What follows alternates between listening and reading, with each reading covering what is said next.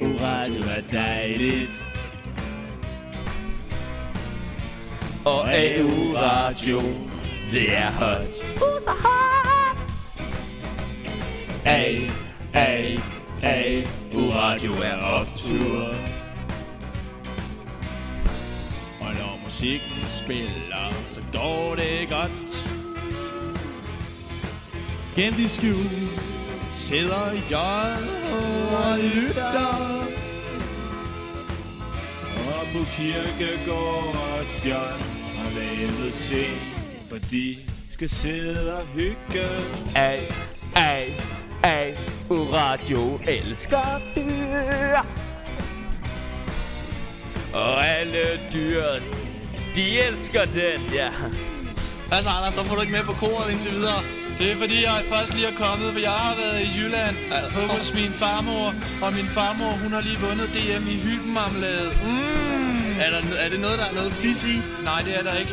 Der er vinedike, vand og hyben, og så er der lidt strosukker. Fordi det er den hemmelige ingrediens. Alle de andre der, så hvis du bare tager sådan noget underligt ingredienser på i, så smager det ikke særlig godt. Men det der, det rykker og røver noget af bukserne. Søndag by night er der kryds i kalenderen. Vigis radio, den er trist, for den har ikke en sang, der hylder den selv. U-radio er selvfed. Nej, hold din kæft, den er bare sweet. Prøv at høre. De har et kæmpe nice rockband. Hold nu kæft. Det er sgu da bare sådan en S-togs-sang, single, karaoke, lorte ting. Altså, hvad sker der for det? Hold nu kæft, din sure hipster. For os og vores radio, den er for cool.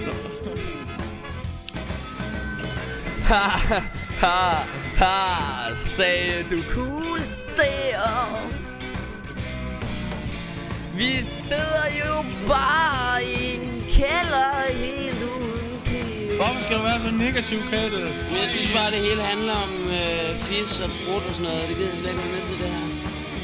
Skal vi lave et kulturelt program, der handler om, hvordan man laver hybenmarmelade?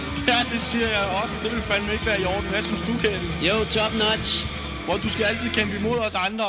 AU-radio er fedt. Ligesom en Jørgen Let og Christian Let og Jørgen Let. Og ham der, det er bare let og mælk.